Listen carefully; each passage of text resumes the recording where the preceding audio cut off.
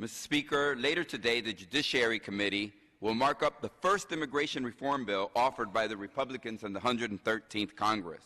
Since Election Day, no member of Congress has done more to highlight and praise Republicans for their new spirit of bipartisanship on immigration than I. I praised our committee and subcommittee chairmen for their new tone in the Republican-led immigration hearings. When the Republican Party chairman said Republicans had to stop pushing Latino voters away, I said, right on, Rance. When young Republicans warned the GOP to change its tune to remain viable, I said, I think you're right. When your former candidate for vice president and budget committee chairman came to Chicago to talk about immigration reform, I brought him to the barrio so that the Latino community could see him and applaud his commitment to immigration reform. Judge Carter, the gentleman from Texas, and I shared the stage in San Antonio to discuss immigration reform deep in the heart of Texas, where we agreed on more things than we disagreed. He and I have met almost every day since January with a small bipartisan group of colleagues to fashion a bill that both parties can embrace. And it's hard work for both parties. On the other side of the aisle, it's hard to talk about immigrants in a new way when your party, its platform, its candidates, its talk radio and its TV personalities have spoken disparagingly about immigrants for years. When you reference gangbangers and drunk drivers and rapists every time you talk about immigrants, it is hard to switch gears quickly. But most Republicans in this body, up until last week, were singing from a new and more harmonious hymnal. Bipartisan work on immigration reform has been difficult on my side of the aisle, too. I've always fought for universal health care coverage, but discussing health care coverage for undocumented immigrants and their families, even in the context of a legalization program where they pay their full taxes, submit fingerprints, and pay huge fines, is a non-starter not only for Republicans but Democrats, unfortunately, alike. I've advocated for the LGBT rights from my days as a Chicago alderman, but to work in a bipartisan manner, it's off the table. To keep discussions with Republicans going, I am told the diversity visa program that brings in immigrants from Africa and Ireland and around the world who diversify our immigrant pool, that program is eliminated, no discussion, in the name of bipartisanship.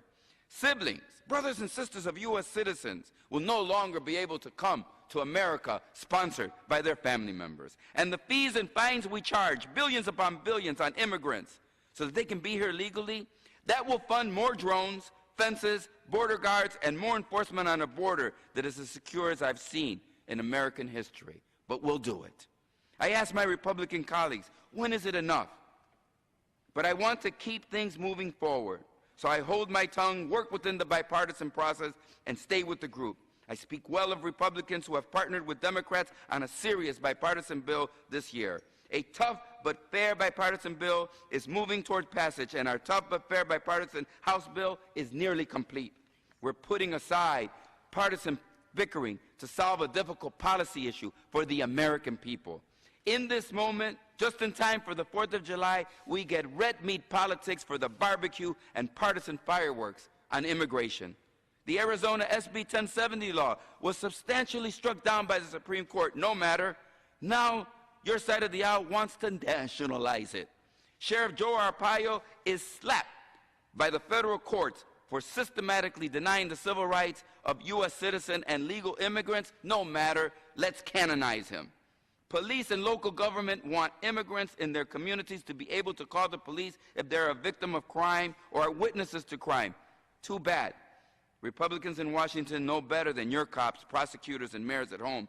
They will cut your federal funding unless you commit to a full frontal deportation and local immigration enforcement.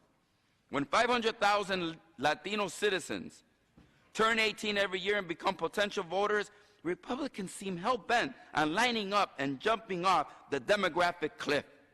While our country demands solutions and leaderships, Republicans are feeding the partisan monster red meat as if their calendars already read 2014. As a Democrat, I should probably stand back and watch. If you want to hang yourself on the immigration issue, who am I to stop you? But as an American, I have to tell you what I really feel. Your country needs you to step away from the partisan red meat and fear-mongering that has defined your party on immigration. Come back to your senses. Do not push forward a bill that criminalizes every immigrant family and makes everyone think twice before they call 911. You are better than this. America needs you to be.